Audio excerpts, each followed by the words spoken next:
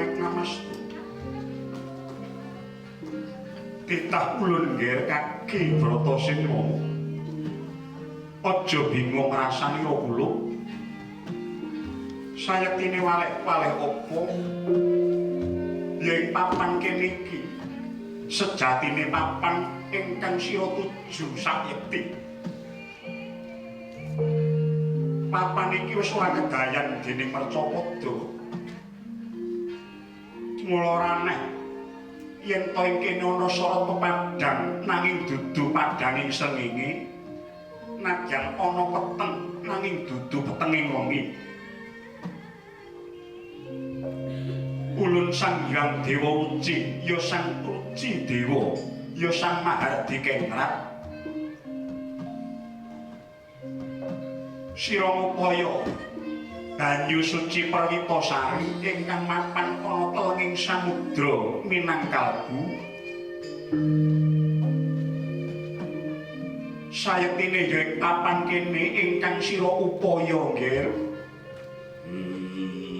Bu Ulun, kula ngaturaken panuwun ingkang tanpa pepindhan pangabekti kula mugi punjuk.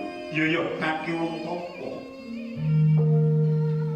Menawi tetela mriki dununging kawruh kasampunaning dumadi menapa dene Tirta Suci Pawitra di Maning Suci.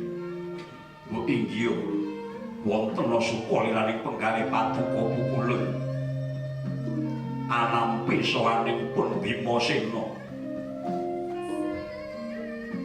Ya nggih. Tetela wis mbok tuku kanthi laku. Mula ora neh lan ora mekal lamun to sira kasembadan ingkang ginayuh. Cara-carane mungkahi sak sengkrekan maneh. Mara Gage manunggala lawan jeneng ulun lumebu ing guwa garba ulun liwat karna ingkang kering. Yen kono jatine sira bakal bisa sumurup apa ingkang mbok goleki. Marang sagedipun kelampang dene kula genginggil paduka namung semanten. Nggih, aja meneh jeneng sira. Jagat saisine bisa klebu ning nganggo ulun. Mara Gage tindakno Gage. Latamara Werkudara Agnes Pumanjing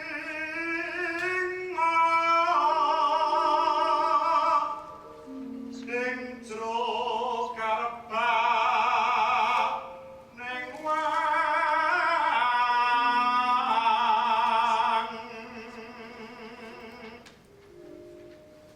kabyat miyarsa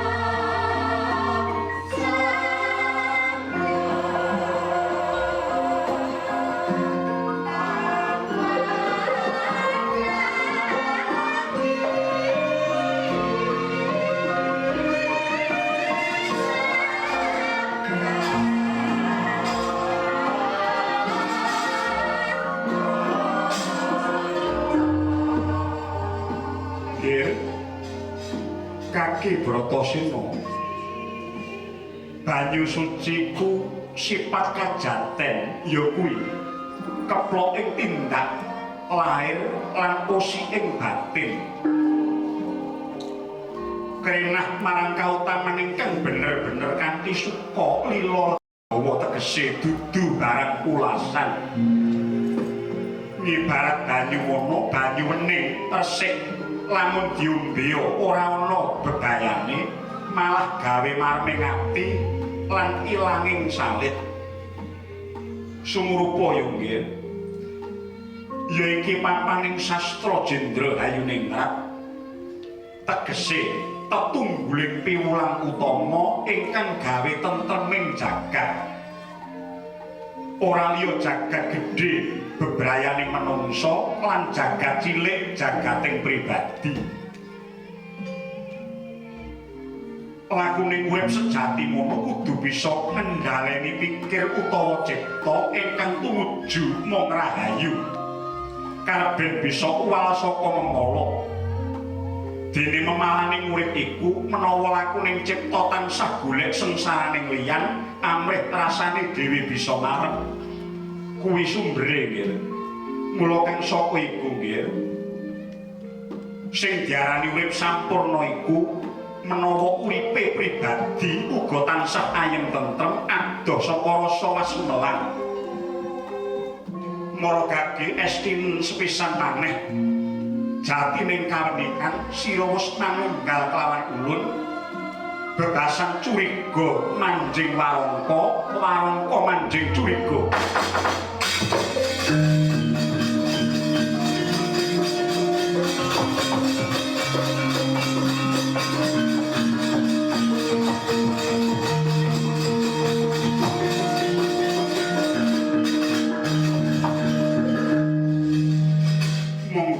Sengsem rasamu durung wancine sira mapan ing papan kene mergo akeh dharma jejiban ingkang kudu mbok tindakake kanthi tuntas. Tindakno kautaman saakeh-akeh. Ayo mono sagung tumuwuh. Sebarno ngelmu karo kasampurnan mulih rahayuning donya saisine.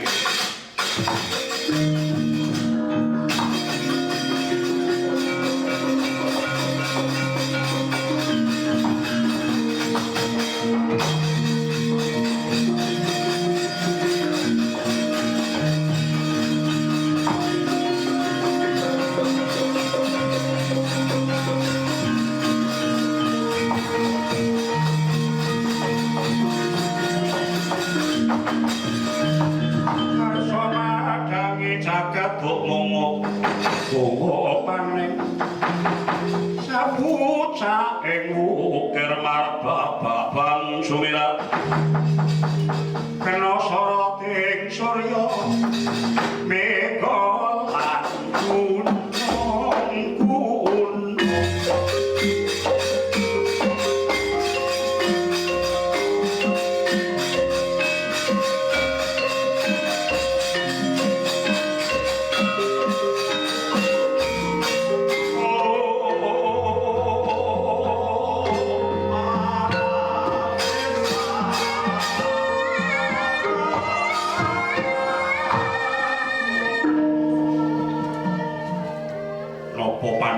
bisa dijagake yen Bratasena mati lawan inggih kula saged mesthekaken tentonipun mekaten awit sinten tiyang kesandangan badan wadak nyemplung seganten boten dipun gulung ombak boten dipun mangsa iwak ageng menika pundi tiyangipun saged gesang nggih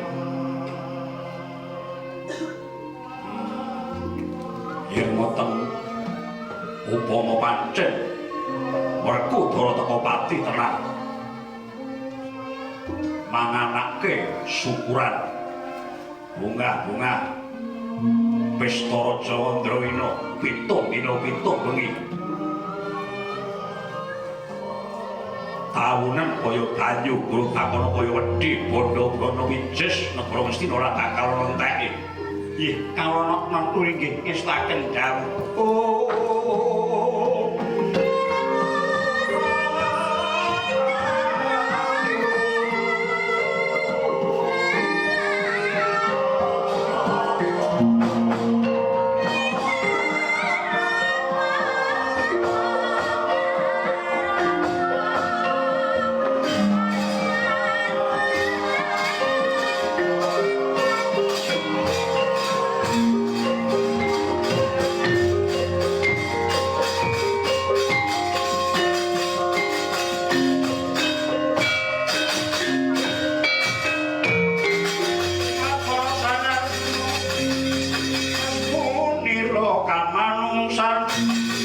kasrepan tingkai untuk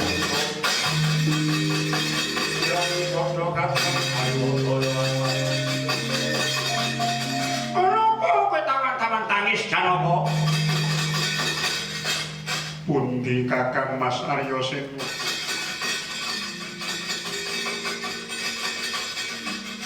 Kakangmu Joko Segara golek bayu suci Prinata Sari. kula nyuwun pejah kemawon kula badhe sumusul dhateng Kakang Mas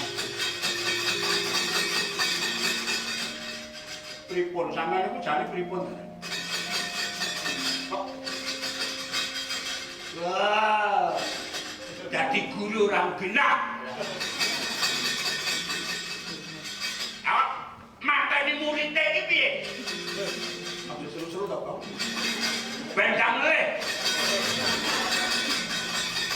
Kapure ora diitung dhisik, diitung. Hitung-hitung apa? Ora nganggo hitungan. Hitung-hitung.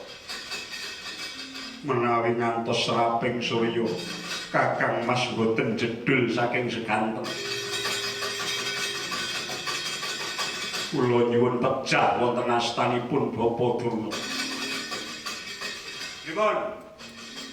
Nek ngantek surup Surya, Ndara Bratasena mboten masul. Ndara Permati nyuwun dipecahi. Nek ngantek sesuk biar padhal. Aku ra ndang mbok ulihke. Aku pateni. Ngopo? Terus ade ngopo? Ya, mbok wangene nganti suruping Surya. Ayo tak cak nang pinggir segara.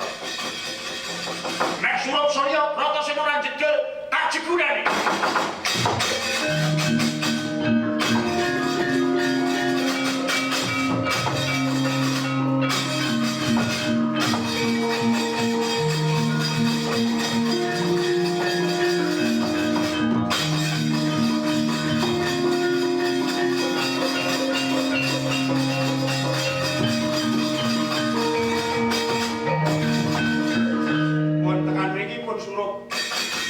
Kliwat.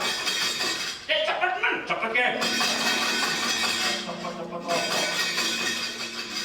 Selak kalian. Pemadam mo. menika sampun surup surya Bon kesagane sampeyan nek kliwat surup Bratasena ora metu saka segara, sampeyan mlebu segara. Ayo cemplunge Pedro. Apa? Guru komune marai ladang wilujenge ora tayan. Cegor kae.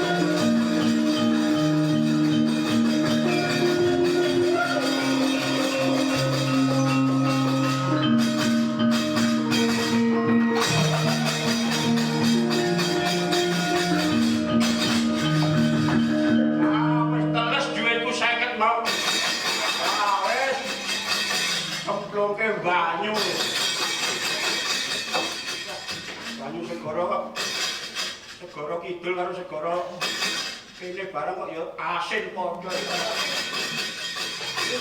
Segara ki ngendi-endi asin. Ah, yo ana rahayu yo, Nger. Kakang Mas timbul kanthi raharja Alah timbul kok rahayu. Timbule sing nenonge lho timbul. Aku wis kasembatan.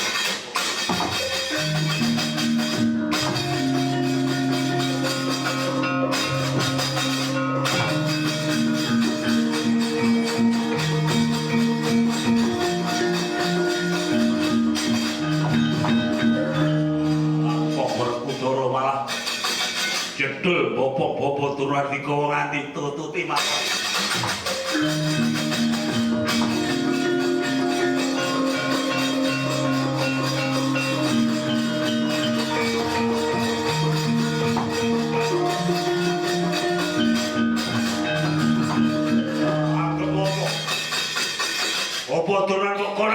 Gonanti. Kae guruku, gurune sapa? Pamrih ben mutar ora mati-mati kowe ngaliyo.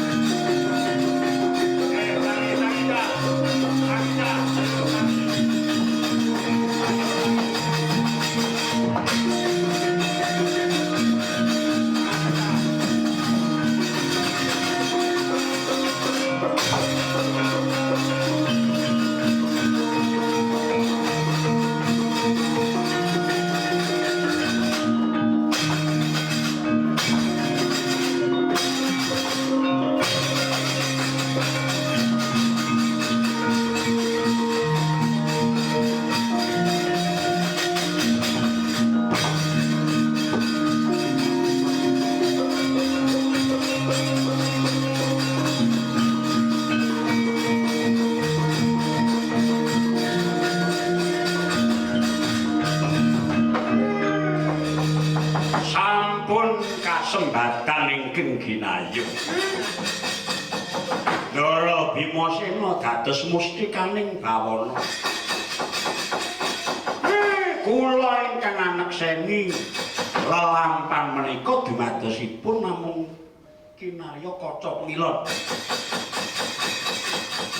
Kinarya patuladan. Gegaran anteping tekad anggenipun ngilur dhateng kawu kasampunaning dumadi nggih sampurna ing lair lan ugi ing batosipun.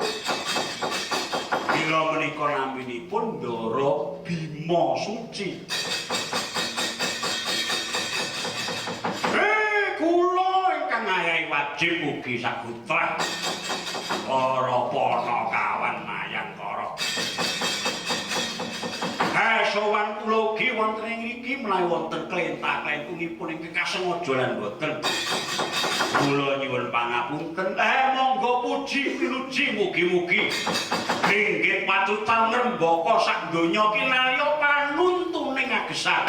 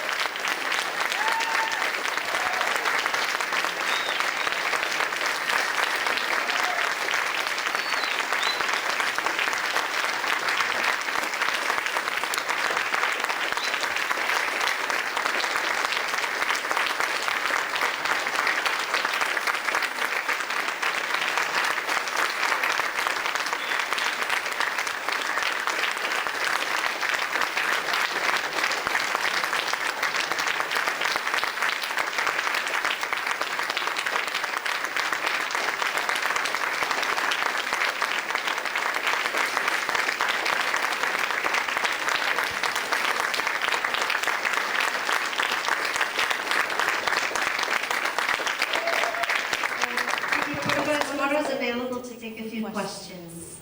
If you have any questions, I can translate for you.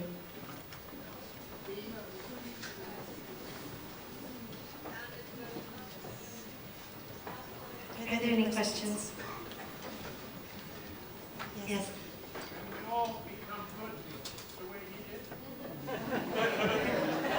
Dia tanya apa setiap manusia bisa jadi baik seperti Bima.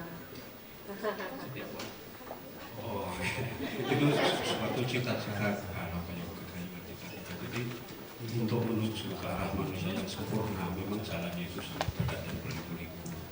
Dan tapi manusia akan berusaha. Yang penting menjadi yang terbaik bagi dirinya juga bagi.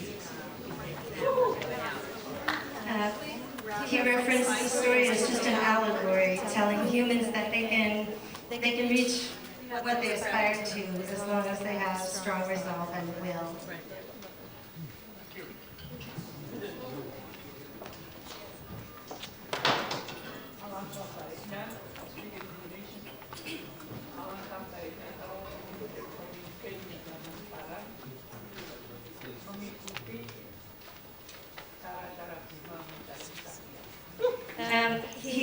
The gentleman made a comment that he hopes that the leaders of today would follow in Dima's footsteps.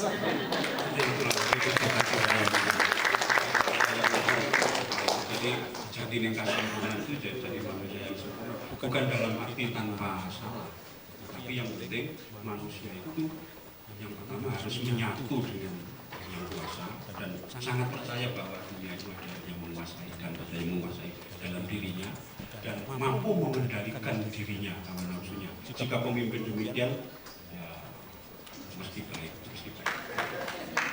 He's saying that the story doesn't mean that humans in their path or whatever they are striving for won't make mistakes. I think referencing the leaders, but that anyone, as long as they focus on their inner voice as well as the voice that they hear from above, they'll be able to succeed, despite any faults that any mistakes they might make along the way. Semoga orang-orang Amerika ada yang memilih Buketsi dan terima kasih. He's just thanking me for my translation and hoping that more Americans would study this art form.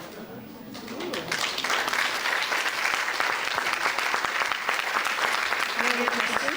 Yes, Rachel. I'd like to hear a little bit about the philosophy and where that philosophy comes from, because Java is such a special place and it has a kind of syncretic culture in which there are so many layers. And this is a part of the project that we have, which is called Creative Voices of Youth from Asia, but of course Java is many things. So I just wondered if you could talk a little bit about the kinds of places that those philosophies come together in Java and in life. Dia tanya tentang filsafat tadi. Kan Jawa itu penuh kepercayaan ingkang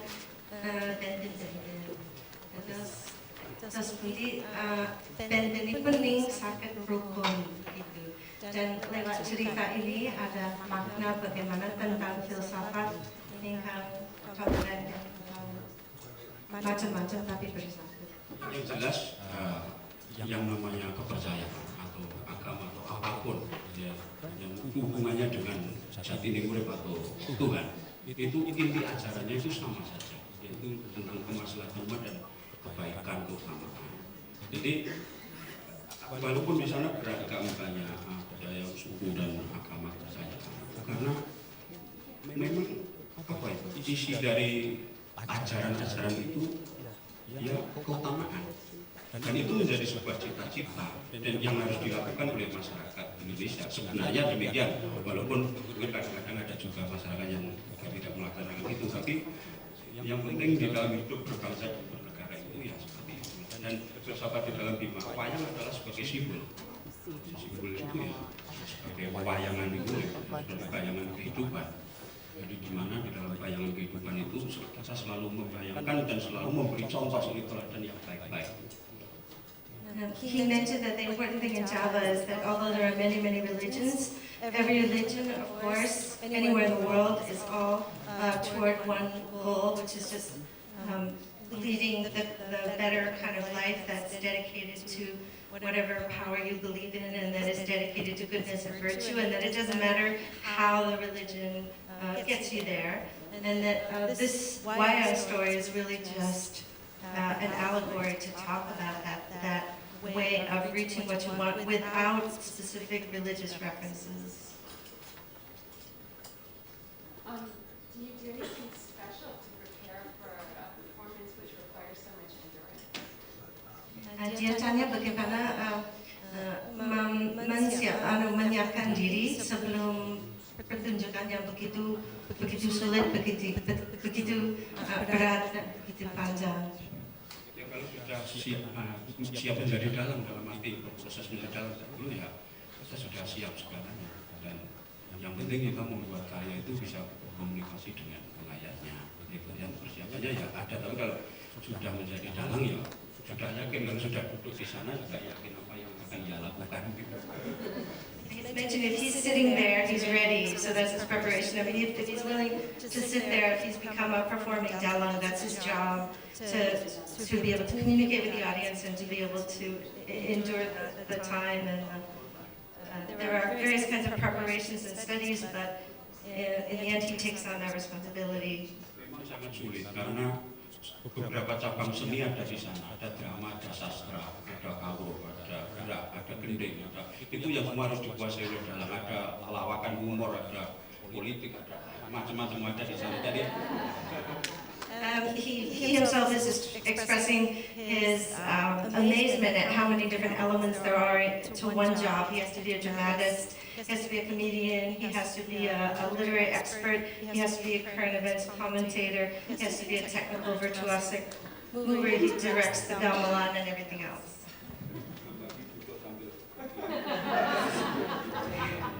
What's more, having to sit like that all night and do everything that he does and what he has to wear.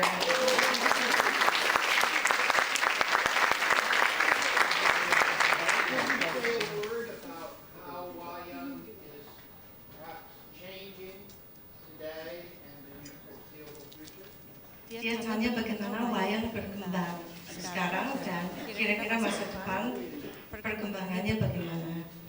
kalau di Jawa atau di Indonesia masih bagus karena di sana perkalian erat dengan kehidupan masyarakat, adat istiadat dan religi dan sebagainya. Jadi kenegaraan juga menggunakan wayang dan sebagainya. Hanya mungkin kendala ke depan kalau bahasa Jawa ya kendala bahasa anak-anak muda. Tapi itu no problem, selama bangsa Indonesia dan bangsa Jawa masih, saya kira wayang juga tetap. He's not concerned actually about the development of wayang. He feels it's ever developing, will develop and change into the future because it's closely tied to milestones in people's lives and rituals and ceremonies. So certain milestones that people traditionally have a wayang. But he said the one obstacle to progression and development of wayang is Javanese, because a lot of the younger generation don't understand, especially the Javanese that's used in wayang.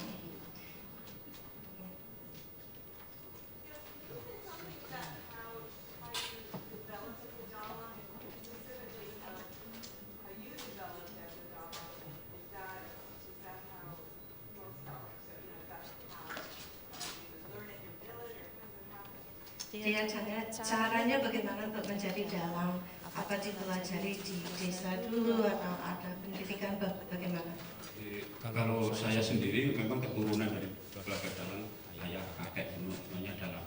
Namun demikian saya ditunjang oleh pendidikan formal, high school saya di jurusan wayang dan juga perguruan tingginya juga di itu wayang. Namun demikian sebetulnya bukan hanya karena pendidikan formal juga, karena yang dipelajari itu beberapa macam. Jadi kalau masalah teknis kira-kira mungkin 4 tahun bisa gerak dan sebagainya. Namun dari keluasannya saya juga yang paling sulit adalah cara mengimplementasikan pengetahuan maupun apa-apa yang aktual di masyarakat itu dan diolah dalam sebuah karya.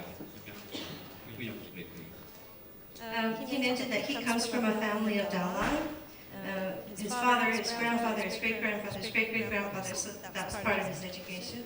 Also that he was sent to the High School of Performing Arts in the big city when he was in high school, moving away from the village, and he studied a lot there. He then went on to the conservatory, the university level, studied a lot there. But he commented that actually he learned all the technical matters in, he says, about 4 years. And that it's after that point that things get really hard, when you're trying to actually implement what you're feeling and experiencing in life, and the messages and the questions and the challenges you have in life, and somehow play it out on the screen that in a way that's meaningful to the audiences, that's a lifelong task that never ends. It's rare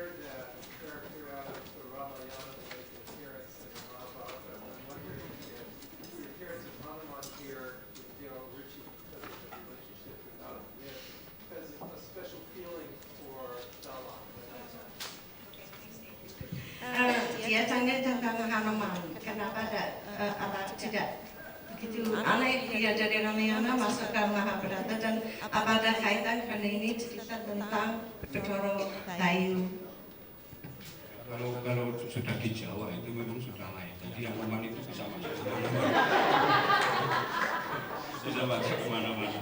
Jadi aneh. Karena nenek moyang kita yang bahasa Indonesia ini sangat kreatif dia. Dia jadi dari cerita. Dan yang dari Mahabharata Ramayana ini kan sumber cerita saja.